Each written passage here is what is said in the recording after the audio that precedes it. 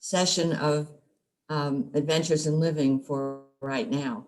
And I see some people who are with us who have done other Adventures in Living, both this term and in the past. So welcome to everyone. I also see some people who are going to be adventurers in the future, and that's very exciting. I would be remiss if I didn't mention Dick Martin again. He is fabulous. He is just an expert at our video taping and editing. So I think we all need to give him a big hands up for his work with us now and in the past and in the future. This morning, we have a very special guest with us, Anna Bryce Edmonson. And she's going to take us into a part of old Florida that many of us have no idea existed. And it hasn't been that long ago that it did exist, but this will be a fascinating journey, I believe. So with that said, and I'll remind you that we will have time for questions and answers at the end. But with that said, I'd like to introduce Anna Bryce Edmonson. Anna, it's all yours and Julianne's. Thank you so much for being a part of my life this morning. There's no way this could be going on without the wonderful talents and encouragement that I've gotten from Dick Martin. Thank you, Dick, for all your wonderful work. And away we go.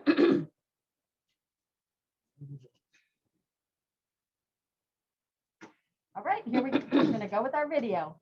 Right. I've been plagued with these frogs.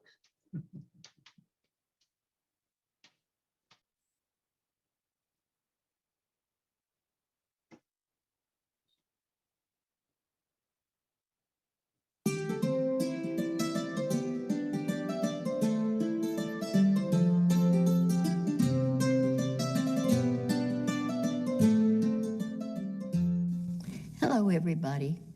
I've been here for a long, long time, and I thought I'd like to tell you something about my time here and about my family and how much I enjoy being with all of you and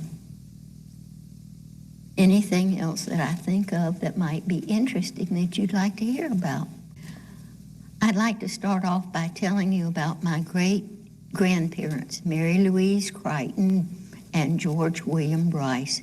They were married in 1865 and moved to Nassau County, Florida. They acquired many acres of timberland and were engaged in naval stores and sawmill business. My grandfather drew plans of the little community called Bryceville, and he named it.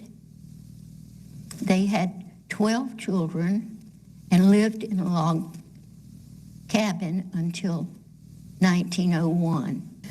The first railroad in the state of Florida ran from Fernandina to Cedar Key, and it was destroyed during the Civil War and rebuilt after the Civil War. Two of my great-uncles ran that train, and it stopped in front of my great-grandparents' home, and they would stop there and have meals with their mother. The Bryce boys were named Crichton and John, and they were the engineer and the fireman on this train. Later in their lives, they became more famous because they stopped their train in Rosewood on its way to Cedar Key, and the Bryce boys told the black ladies to get all the ladies and their children together and hide them. And when the train came back from Cedar Key, they would take them to safety. And there's been a book and a movie made about that. And they don't say that it was Crichton and John, but it does say the Bryce boys. You may think that because Bryceville was 8 miles from the nearest paved road, that we were cut off from the rest of the world and really didn't know much about what was going on. But back in those days, we had radios and with batteries, and also record players. And I don't really know about the telephones, except that I know that we had one, and my number was 1 long and 2 shorts. And the only trouble with that is that everybody in the neighborhood who had a telephone would hear it ring, and everybody would go and listen to everybody else's conversation. These are the 3 buildings that my grandparents built in 1901. The home place for themselves, which has now been completely restored to its original self and has been given to a cousin, and they live there permanently. The Methodist church and the parsonage that goes with it are there, and the parsonage is the home where my mother and father lived during their entire lives in Bryceville, and they restored it and remodeled it and changed it through the years, but they always enjoyed living there. The little church still stands, and the church and the family cemetery, it's in a family trust. The church building was given to the Methodist Conference, and the only times it's ever used now are for family weddings and family funerals. And I was married in that little church, and so were most of the other people who grew up in Bryceville. I'd like to tell you a little bit about the things that went on in Bryceville, and of things that were there then that are certainly not there now. There were side tracks, two different sets of side tracks. One where the turpentine quarters were, and one where the milling racks, wood racks were, where the wood that was burned by the trains was picked up. They had a honor system, and so because there was nobody there to see whether the train paid for their work, paid for the work they'd done for them, so they just left their money in a big box with an opening, and it was always safe. The quarters were about not quite a mile from where our homes were, and those were where the turpentine families lived and worked.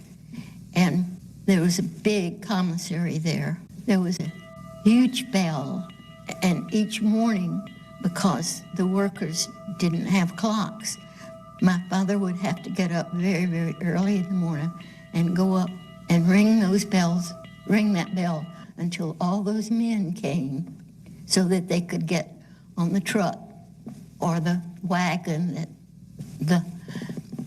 that was pulled by horses and get to their work.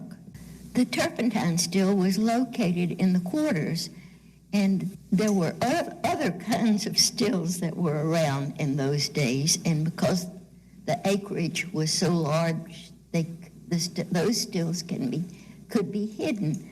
They were called moonshine stills. And my father would go out and find a still, and he would leave a big note and say, "I don't want to get arrested for having this still, and so I'll give you a week until such and such a date to move it. And if you haven't moved it by then, I'm going to take it." And sure enough, he had to take at least 2 different moonshine stills during the Prohibition. There were not very many buildings other than the homes for the workers, but there was a really nice building which was used for the school and the church. And the preacher took care of the religious part, and his wife took care of the educational part. And the children, all the children went to school there, and they had a nice home. The preacher had a little store where he sold candy and cold drinks and things like that. And after school in the afternoon, the ones of us who lived down in the main village would walk the rails to get to the store to buy our refreshments for the day.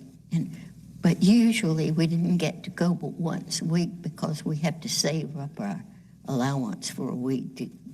But we walked the rails, and there was a little stream that went under the railroad track. We would stop where the little stream was and skip rocks across the stream. But Mother would always say before we left, do not stay on that stream too long because the train might come and you might not hear it. In our chicken yard, there was a large oak tree that had 5 trunks that came from one root system. When I was quite young, to my mother's chagrin, my father built a treehouse in it for me. It was a wondrous place. My best friends, If and Uzi, lived there. They shared my sorrows and joys and helped me to solve my problems. I was so lucky to have that treehouse and to have If and Uzi in my life. Now to start a new subject. The years that followed those years, hard times hit because when World War II started, many products that were much less expensive to produce and to use than the turpentine and rosin products and the things that were made from them. And so there was no longer a market, and they leased all the property that had been in the turpentine business to Rayonier, the paper company that was located in Fernandina. My great-grandfather was Jesse Irwin Cross, and he was the only grandparent that I ever knew. And we all called him Grandpa because he wanted to be called Grandpa.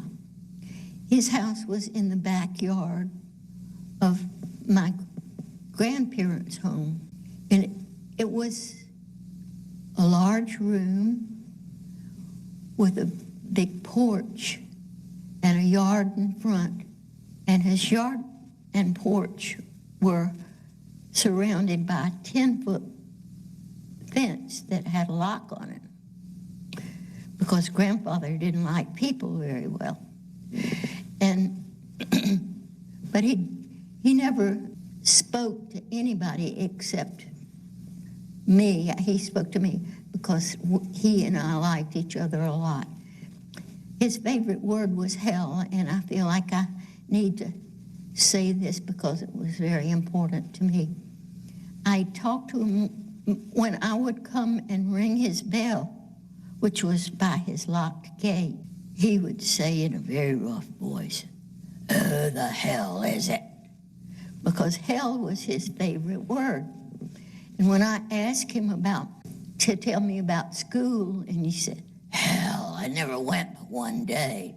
And I said, "Grandfather, what do you mean by that?" He said, "I hated it, and so my mother taught me." And evidently she was a wonderful teacher because he was very well educated. His room had books from the wall, from the ceiling of 2 walls to the floor. He had 2 sets of encyclopedia. One that was given to him by his mother, which was in very, very bad shape, and one by my grandmother, who was his daughter. And most of his books were about history. He could tell you anything you could ever ask him about history. In the dining room, he ate in the dining room, but he never ate at the table with anyone else. He had his own little table at the end of the big table by the window, and he was served his food there because he didn't want to talk to any of the people there. He and my grandfather never spoke, ever, and why they didn't, I don't know. When I'd go to visit him, I'd ring the bell, which was outside, and this voice would say, "Who the hell is it?" And I would say, "It's Anna, grandfather," and he would say, "I'm coming, honey." He lived until I was 14 years old, and we loved each other, and it was a very sad time for me. I'd like to tell you about my grandparents now. They were very interesting people, too.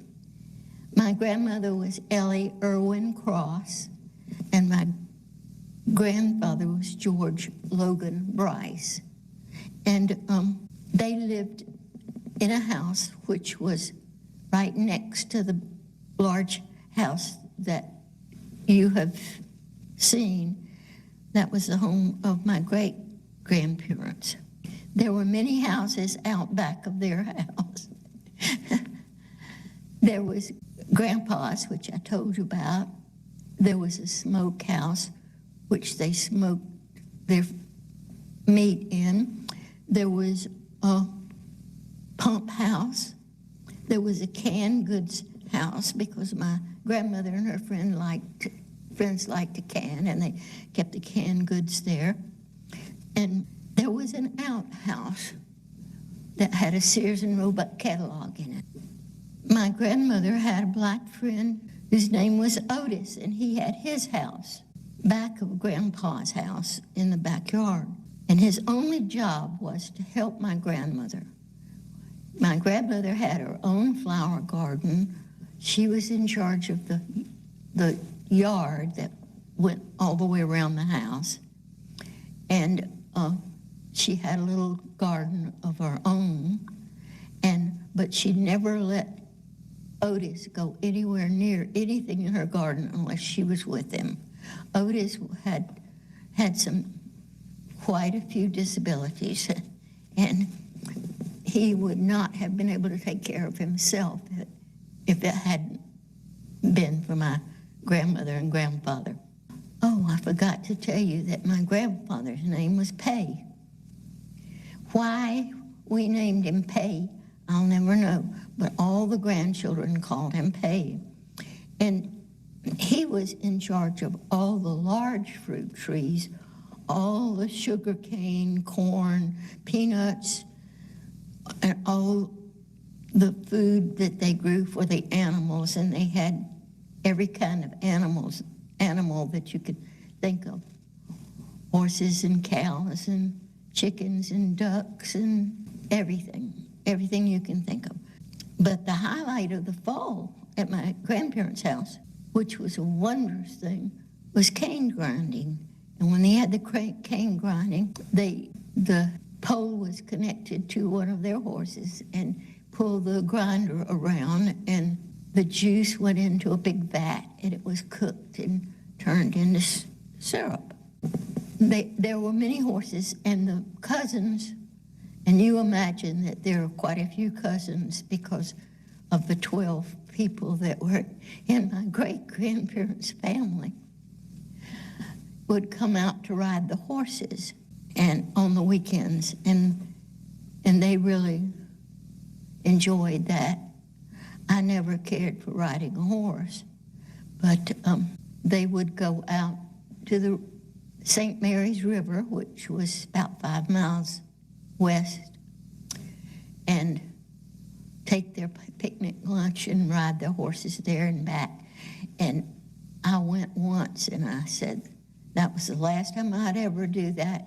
And so my grandfather Pay, was so disturbed that I didn't go with all the cousins and have a good time with them, that he bought a Model A so I could drive out.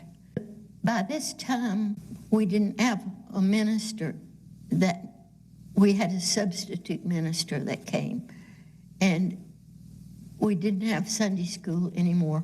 Although Sunday school had been a wonderful thing, my grandmother would sit in the bell room with us on a rug that she spread on the floor and teach us our Sunday school lesson. But we didn't have a church service anymore, and so I was given a temporary driver's license at age 11 to drive on the dirt road to take the children to Baldwin for Sunday school. Many people have said that my grandparents' home and environment was like a country plantation because it involved so many different things that were of so much interesting. My grandmother, who was called, well, I didn't tell you, she was Nana and my grandfather was Pay. And their home was not two-story, it was just one story. And when I knew it, it had a big dining room and a big kitchen on the back of it, which had been joined since we had electricity and since they had gotten older. And it had a 9 or 10 foot wide porch that went around 3 sides of the house. And those porches, about every 4 or 5 feet, had high back rockers on them. And that's where a great deal of the time was spent. And their dining room had been joined to the main part of the house and to the kitchen, and it was quite large, and it was a good thing because they usually had 12 or more people there for Sunday dinner, and that was one of grandmother's big things to do. Grandmother had a house helper, she had a kitchen helper, and she had a yard helper. My mother and father were married in 1925, and her name was Virgie Mae Parsons, and his name was George William Bryce. My great-grandfather was named George William Bryce. We skipped a generation, and my father's name was George William Bryce, and my brother's name was George William Bryce, and he was named after his grandfather. And then my brother's name is George William Bryce, and so he was named after his father. And they lived in the parsonage that had been built by my great-grandparents and given to the Methodist Church. And they remodeled and added on to it, and they kept doing wonderful things to it until they died, and then it went to my brother. My grandfather gave me a gift when I was born, and the gift was a calf, a female calf, and I named her Sunshine. And Sunshine was just absolutely wonderful because she gave us milk and butter and all milk products, and she was a very important part of our family. But she had somebody that was very important to her and to all of us too, and we called her Miss Bessie. And Miss Bessie's children were all grown, and they had left Bryceville, but Miss Bessie lived in a house by herself back of our house, and she milked Sunshine, and she milked my grandmother and grandfather's cow. And she not only did that, she washed and ironed all of our clothes, and she was our babysitter. She was our beauty parlor operator because she would shampoo our hair in her rainwater, and she would cut our hair, and she was just a very, very important part of everybody's life, and she was a wonderful, wonderful person. From the time I was in the first grade until I finished 10th grade. I went to school in Bryceville. At first, there were only 3 teachers in 12 grades, but later on, there were 4 teachers in 12 grades, but never more than that. And from the 8th and 9th grade on, none of the teachers ever had a full degree. They all taught on temporary certificates. When I was in the 8th and 9th grade, there was a very nice young man who was working to save enough money to finish his college. And he taught all the young people around how to jitterbug and how to do any of the dances that we like to do. And then after that 1 year that he taught, that I was deemed the teacher. So I taught all of those things. Anyway, business was better for my mother and father after Rayonier leased the property. And they bought a little cottage on Fernandina Beach, and we all enjoyed that for quite a few years. When we were in school, everybody played basketball because that's the only thing we had. We had an outdoor clay court with the goals at each end, and everybody had to play basketball because there weren't enough to have a team if you didn't play. And whether you played well or not didn't make any difference. You just had to play. And we belonged to what was called the St. John's Conference. And the St. John's Conference included all the high schools in Nassau County, all the Catholic schools in Jacksonville, and the small school in Baldwin. And the year that I was in 10th grade, like I said, you had to play, and so I played. That was back in the days when the girls didn't run the whole court. The forwards played on one end and the guards on the other, and they never ran the court. But we went to Fernandina and won the St. John's Conference. And 3 of the girls on the team were Bryce girls. And we were known as A. Bryce, D. Bryce, and O. Bryce, because when they would do the write-ups in the paper, it would take too much space to write everybody's name out.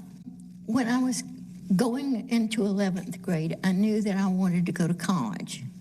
And I knew that I was not getting, or maybe my family knew, we all knew, I guess, the kind of background that I needed to do well in college. And so I went to Jacksonville to live with my Aunt Betty Parsons Durham. And she was like another mother to me. I went to Landon High School, and they were all just absolutely wonderful to me there, and took me in. And the schoolwork was very, very difficult, but everybody was willing to step in and try to help me. And there were some great things about Landon. I joined the Lionettes. The Lionettes was a drill team. And the year before I joined, they had been on the front page of not Lifetime. One of the things that was so much fun was every Friday afternoon in the gym, we had a tea dance. And all the high school kids were invited to go. And it was girl break. And so that was a lot of fun. And at the end of 2 years, I signed up for and went to Florida State College for Women. And that was very difficult for me too. I joined Pi Beta Phi, and if it hadn't been for my sisters, I would have gotten shipped home because they tutored me and helped me, and they were just wonderful. I think the most important thing that happened during those 2 years that I was in Florida State College for Women is that I didn't know it then, but surprisingly enough, I met my husband the second year that I was there. This very attractive young man dated one of my sorority sisters, and I always thought, that's a young man who has the best manners and is the best looking man I've ever seen. And that was just about all there went to it. We never visited with each other or anything. I didn't know him very well. I just thought he was so polite and so nice to everybody and always so neat. But it turns out, and I'll tell you about it later on, something happened. At the end of 2 years at Florida State, I decided that I really wasn't college material and that I would apply for a flight attendant job so that I could see the world. And so I did. And while I was waiting to hear from them, my grandmother, who was the chairman of the Board of Trustees for the schools in this part of Nassau County, told me that I'd have to go down to teach because she couldn't find anybody who could teach there, and that she would keep on trying in case I found the job with the airlines, but that she wanted me to go down there. So I took a third, fourth, and fifth grade all in the same room, but there were only 18 children in the third, fourth, and fifth grade. And as usual, all four of us were on temporary certificates. I hadn't been teaching but about 3 weeks when I realized that I had been called to teach and that my whole future was wrapped up in the fact that I had to get through college so that I could get a degree to teach. So the other 3 teachers and I think they felt pretty much the same way, and we all went to Jacksonville nights and Saturdays mornings and took in-service classes from the University of Florida. At the end of the school year, 1947, I enrolled in the University of Florida in summer school and took overloads and stayed there for that year and graduated in June of 48. At the same time, the rest of my class in Tallahassee. I took a job teaching second grade, and don't forget this is the war years, in Jacksonville and all the Naval Air Stations and everything. I had a second grade, never less than 48 children, and as many as 52 at one time. And at the end of that year, my principal, who'd gotten to be a very good friend of mine and also of my family, called me in and she said, I'm sure that the last thing that you think right now is that you'll be teaching for the rest of your life, but she said, I can tell you that you will be. And I did. After that year, a friend of mine who worked and lived in Washington asked me to come up and share an apartment with her in Georgetown and teach up there. And I did, and the teaching was an absolutely miserable situation, which I will not go into, but I did have a good time. Her sister and brother-in-law lived in New York, and we went up there for a lot of weekends and had a good time. Came back to Jacksonville, taught the same school, and one night when I was very exhausted from having been to a delegate to a teachers' convention in Tampa and having burned the candle at both ends, the phone rang, and it was a young man that I had known when I was at Florida but had never dated. He was just a friend. Called and said, a friend of mine and I want to come over and bring some beer and some records and visit for a little while. And I said, I am sorry. There is no way I can see anybody tonight. And he said, Mickey Edmonson is going to be so disappointed. Well, when he said Mickey Edmonson, I remembered that young man that I thought was so attractive when I was in school at Florida State. And so I sort of changed my mind real quickly and said, well, if you'll promise not to stay long. And that was the beginning of the big romance. And in August of that year, we were married in the little church in Bryceville with all of our friends around. And that was in August of 1951.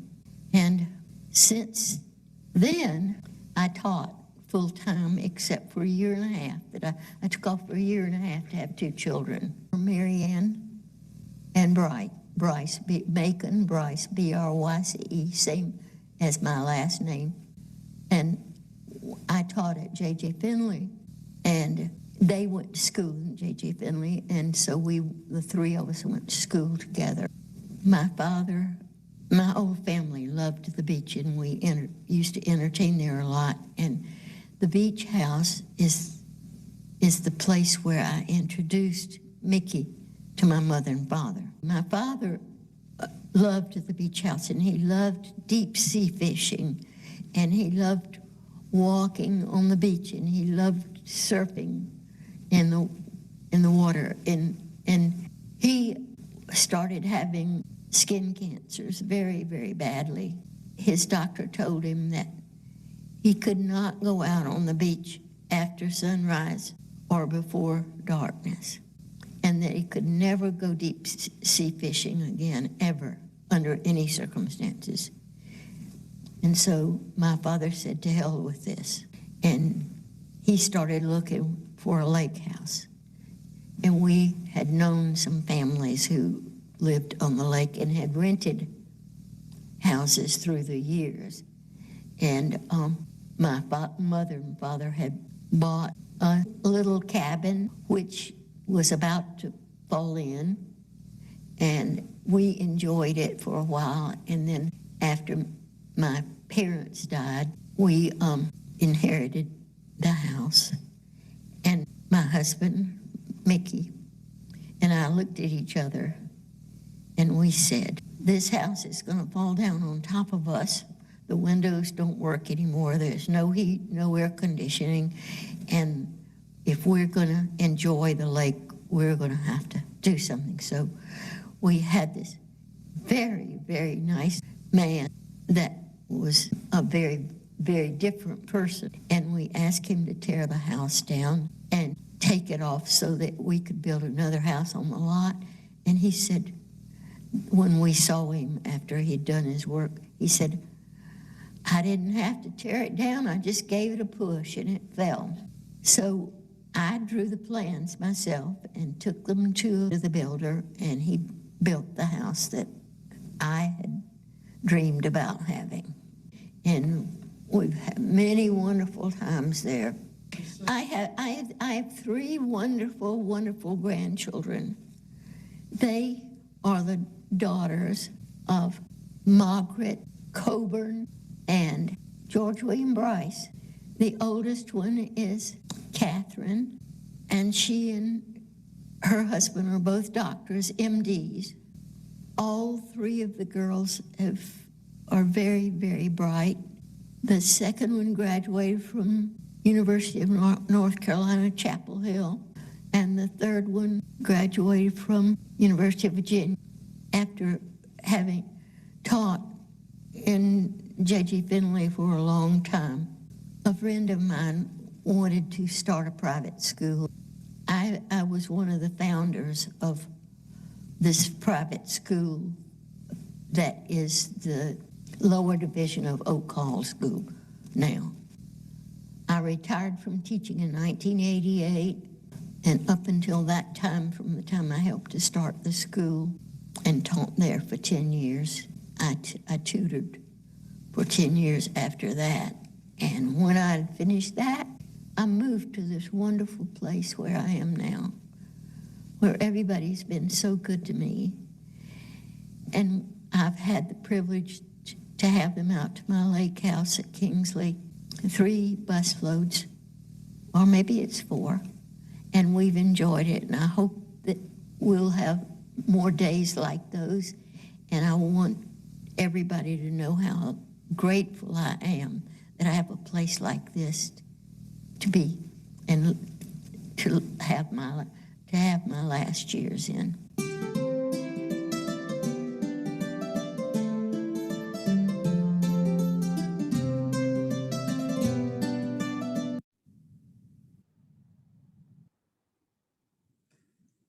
Thank you so much, Anna. That was just a fascinating journey in old Florida. And I can see why you had such happy days. One thing that I know that you touched on was in the beginning at your home in Bryceville, there was no electricity.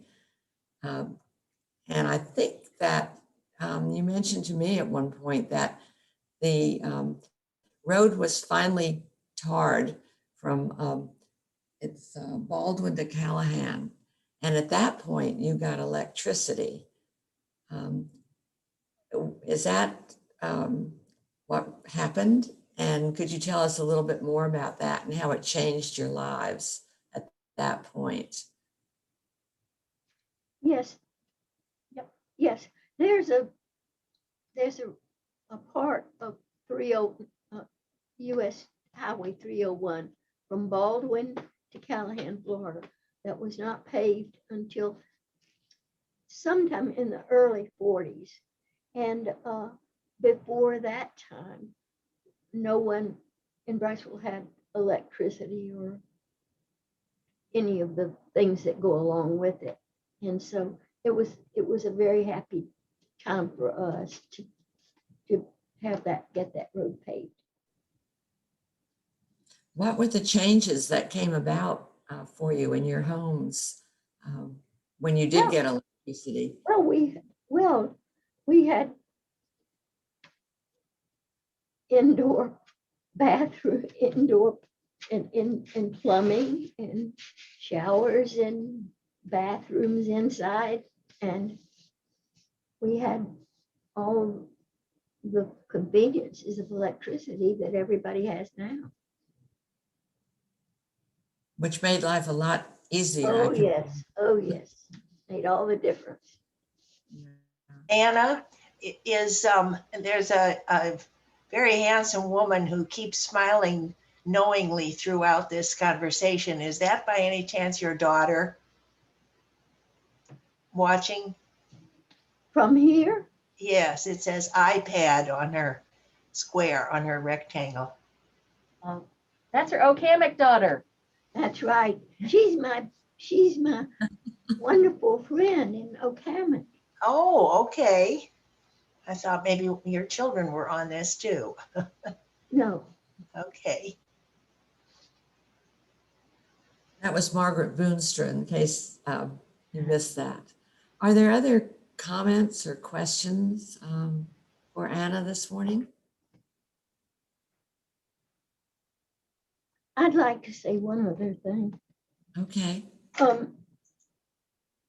I really wanted to do this, but I was so nervous that I made a lot of mistakes, and there just wouldn't have been any program at all if that hadn't been for Dick, but he sort of shifted around and cleaned it up a little bit.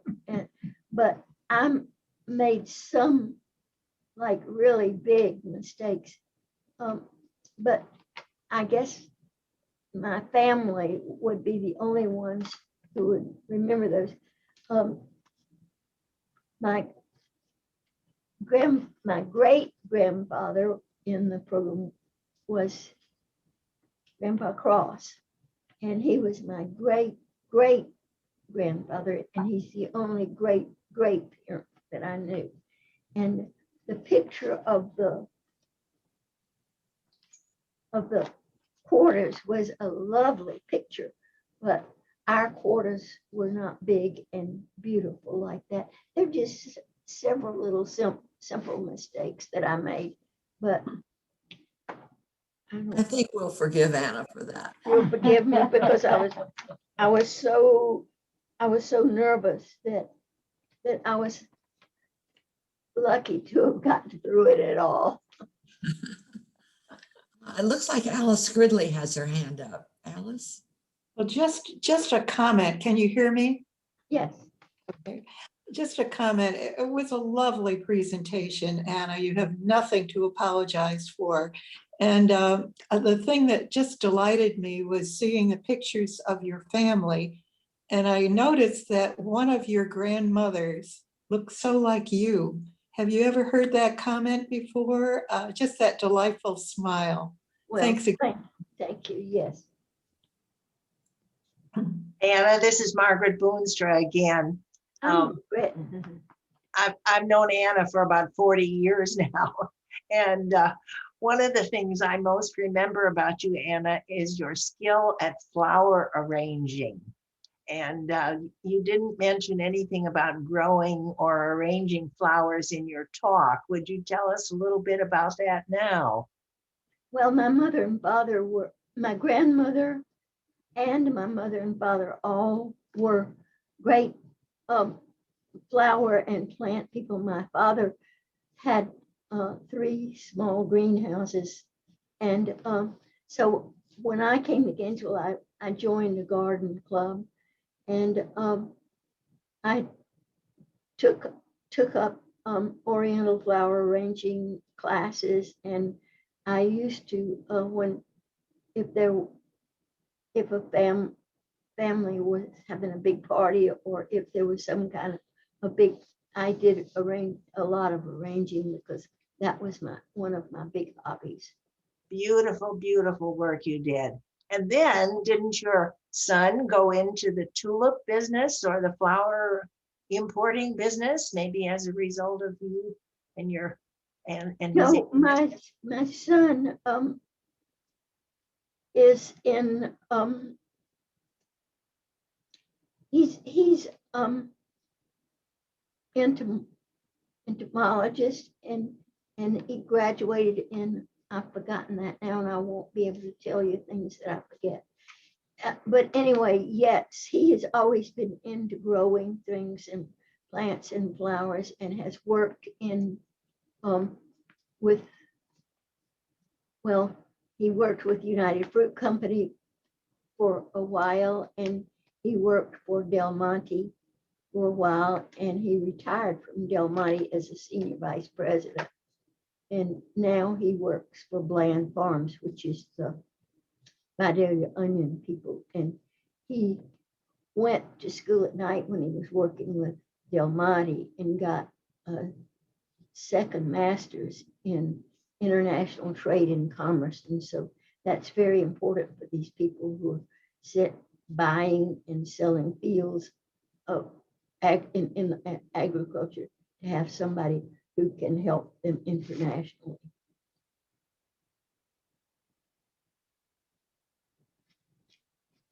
Thank you, Anna. Are there any other comments or questions for Anna? Anna, Yes. was there anybody else that your great granddaddy got along with other than you? He would talk to different people, but he never spoke to my grandfather. I never found out why, Well, but he didn't like, I can't tell you anybody that he really liked. I think maybe my father, because they were both into watching baseball, and they chose teams and baseball teams and bet against each other. But other than that, I don't know. he was a strange man. it's a wonderful story. Really was wonderful. Thank you. Thank you so much, Anna. Thank you. With that, I think we'll bid adieu to this term's Adventures in Living. And I invite you all back in the summer, because we will have another session. Always fascinating stories. So with that, I think, Julianne, we will leave. Thank you. Yes, ma'am. Thanks, everyone. Thanks, Miss Anna. Thank Have a great you. day. Stay well. Thank you, Anna. Thank you. Thank you, Anna.